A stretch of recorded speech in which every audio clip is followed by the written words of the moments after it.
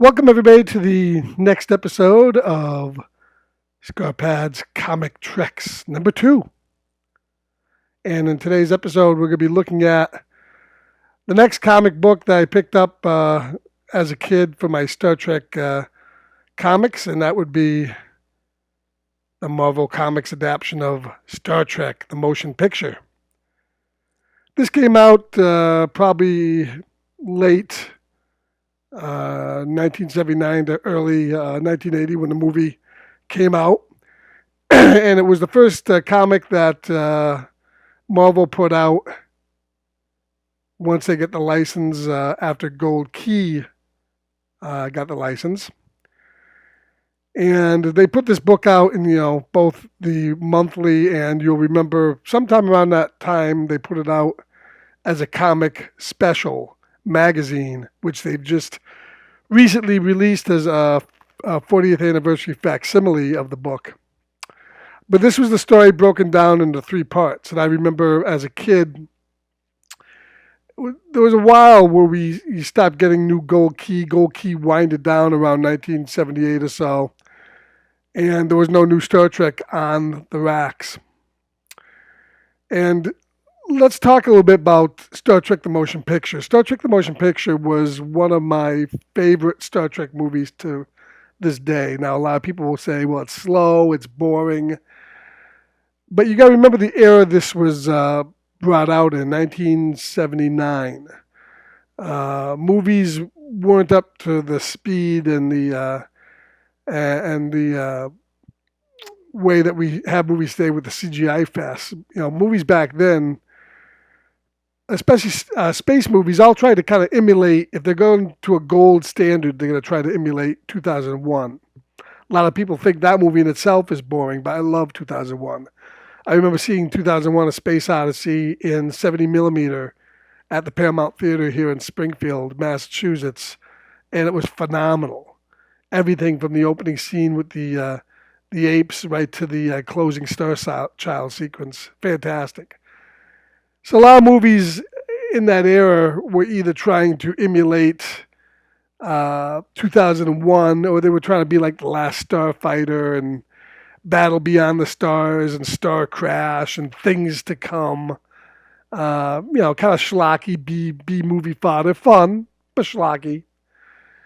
Until Star Trek the Motion Picture came out. And of course, Star Trek the Motion Picture had a lot of problems. We had a director who did direct one science fiction classic in Robert Wise, but he wasn't really known for sci-fi other than the one movie that he did, which is a classic in its own right. But he did things like Sound of Music and so forth. So he was coming into it not really big in the special effect area, but of course he had John Dykstra, Richard Edlund. A lot of people working on the movie that took care of the special effects. The first team, I believe, in that movie got let go, Robert Abel, when they couldn't bring the movie in on time. So Dykstra and Edlund and some of those other guys took over. But I remember skipping school to see Star Trek the Motion Picture when it premiered on a Friday, December 7th, 1979. My mom took me down to the theater, dropped me off, and I went in. I forget whether I was with a friend or not. We may have been with a friend of mine. And we saw Star Trek the Motion Picture. And I loved it from that beginning. The whole first hour of that movie grabs you where you're seeing... And remember, this is the first Star Trek other than the animated series that we had gotten in like 10 years. And we were all Captain Kirk or Admiral Kirk. And when Scotty takes him on that long ride around the Enterprise, and for the first time, he sees it in beautiful fashion in front of you. That scene, to me, sold the movie. Nothing they could do after that really could ruin it for me after that. And of course, the movie was derivative. It was a little bit like an episode of the series. The ending was a little bit more, trying to be more highbrow than it was, but it was a great movie. I love Star Trek the Motion Picture. And then years later, we got the director's cut, which even improved on that. So when I went down to my local comic spitter and I saw this on the on the rack, I had to get it. I had to get the first episode, the first issue of what was going to be Marvel Comics ongoing series. And let's talk about that a little bit. This was a 3-issue miniseries that kicked off the new series, and that covered the Star Trek the Motion Picture. And then with issue 4, they would get on and start making new ongoing monthly comics. Of course, the thing about Marvel is they had only attained the rights for the motion picture. So in other words, they couldn't do anything from Star Trek the series or Star Trek the animated series. They couldn't use any of the other characters other than the characters that were in the movie. So that means we could get Kirk, Spock, McCoy, Scotty, Sulu, Chekhov, Rand, Chapel. And that was about it. And Klingons as they appeared in the movie. But we couldn't get anything from the show. So I kind of kneecapped them right from the beginning. There was a lot of stuff they couldn't do because they couldn't touch upon any of the history. Which, if they had gotten better writers, I think, you still could do. I mean, you could still go forward in the 23rd century, tell new stories in the motion picture setting, and it would be good. But unfortunately, they kind of fell upon comic book writers, good comic book writers like Marv Wolfman and some of the other guys. I have to look at some of the other guys that did I think Mike W. Barr did some, I believe. But then we started getting the tropes, the Egyptians in space, the vampires in space, the mummies in space, and that type of stuff. Even, the stuff that Gold Key was kind of big on giving you. So we didn't see a lot of really highbrow stuff in the issues. In addition to that, past the motion picture adaptation, we started getting some lousy artwork too. The artwork wasn't great. The likenesses weren't great. The ship stuff wasn't great. So the whole book kind of smacked as cheap licensing acquire, and they didn't put much effort into it. So that by issue 18, that was it. Star Trek, the series for Marvel, was done. Years later, Marvel would reacquire the license briefly and produce some books like Star Trek Unlimited, Star Trek The Untold Stories, the really fantastic Star Trek The Early Voyages, Starfleet Academy, I believe they did, and a few others. And then they did some stuff under the Malibu line that we'll discuss later on. But this was really, for a while, the last series they would do for Star Trek. So we're going to look at this book. We're going to show some of the art. We're going to show some of the stuff within issue number 1 of Star Trek, the motion picture from Marvel. Okay, so let's look at Star Trek, the motion picture, issue 1 from Marvel Comics. This was brought to you by Marv Wolfman, Dave Cockrum, Klaus Janson, John Costanza. Now, some of those guys would go on and write for the DC version of the, and illustrate for the DC version of the book later on. But you'll notice on this book especially that the artwork is really top-notch, and they did a really nice job adapting the motion picture. And later on, when we do some reviews of the later Marvel comic issues, you'll see how just the artwork went to crap pretty quick along with the writing. But as far as the first few issues go, the first 3 issues adapting the movie, fantastic job. Love this opening splash page with the Enterprise, Kirk and Spock and Ilia, and just, of course, a little bit of a spoiler here. I don't know if they needed to put that down there, but I guess they assumed everybody who would be looking at this book and buying this book would have already seen the movie. So we get the opening battle with the Klingons, and that's done extremely well. I love the artwork here when the phasers hitting and destroying the Klingon vessel there. Actually, it's the not the phasers, but the beam from V'ger. And then we get the adaptation of Spock on his home planet. And a lot of this book is pretty straightforward adaptation of the movie, although you will notice in some of the issues that there are some scenes that were initially either filmed or not filmed and then cut from the movie. but they're still in the comic book and some of the dialogue that goes along with it.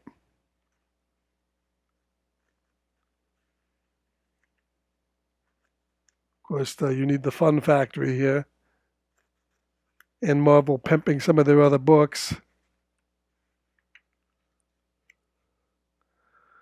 So we get the scene, of course, with Kirk going back to Starfleet and getting back in control of the the Enterprise. A little bit shorter version. I think everybody would have wished maybe this is what it would have been in the movie, but as I stated in the opening, I love the protracted scene of Kirk finding the Enterprise for the first time and seeing it in dry dock.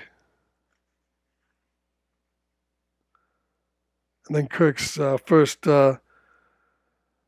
appearance with the crew, and we're introduced to pretty much all the people from the motion picture, including Will Decker here. And the beaming scene with Rand. One of the things that isn't in here is the terrible scene that should have been cut, and I think it was cut in the director's cut, of after the transporter accident of Kirk going, my God, horrible scene. And I think it's cut in the comics, also cut in the director's version of the movie. And then we get the meeting with the crew, like this little lizard guy down here in the corner, talking about V'ger. And then we got Ilea's introduction. And they even retained, believe it or not, the oath of celibacy line here, which is kind of surprised they did in the comic book, but that's still in here. And then some of this stuff is cut. There was a longer scene in the director's cut with Kirk coming in and talking to Rand a little bit more prior to Dr. McCoy beaming up. And actually, this is one of my favorite scenes there, where he comes up in his little disco outfit with his necklace, and he comes back on aboard the ship.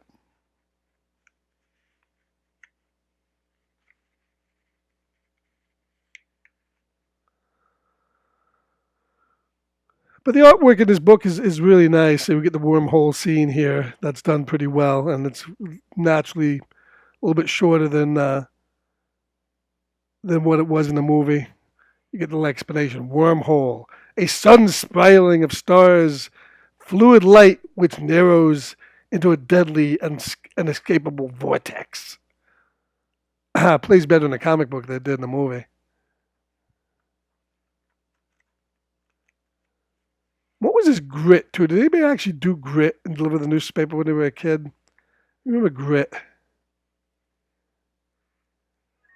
And then we get some more of the world from Holmes' whole sequences and the conflict between Decker and Kirk.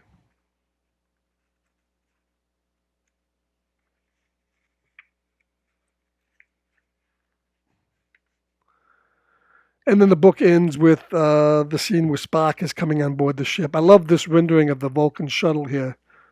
I had this model as a kid, and it's pretty faithful to the original asset in the movie.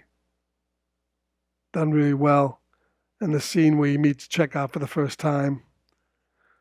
And that's where this book ends for book 2.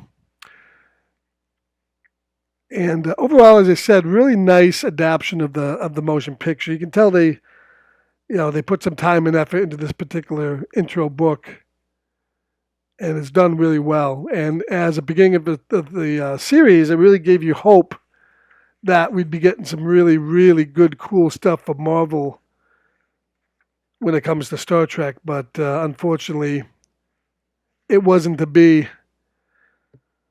So that's my look at the inside of the Star Trek, the motion picture, Marvel #1. And we'll come back. We'll wrap it up here in a second. Okay, that's my look at Star Trek, the motion picture from Marvel Comics, issue #1. A fantastic start to Marvel's acquiring of the license for Star Trek. Unfortunately, that didn't last too long. We'll look at, on the next video, an issue from later on in the run. And probably one that specifically looks at some of the problems that they had with the license. And I hope you'll join me for that video. My hopes is to get a video at least every day or two up, and probably be jumping around a little bit, getting a lot of the different publishers and a lot of the different issues. If there's anything that you guys would like to see, tag it in the comments. If there's anything you'd like to see me discuss on this channel, whether it just be comics or even some of the TV shows and movies, we'll be glad to do that. Hopefully, as the channel gets a little bit bigger, maybe we can jump on a few live streams. But we'll see you out there in some of the other comic broadcasts from some of the other guys. We'll be in there and talking comics from DC and Marvel and the Independents. So thank you for coming on the second episode here of Scarpad's Comic Treks. You all have a good day and evening, and keep on trekking.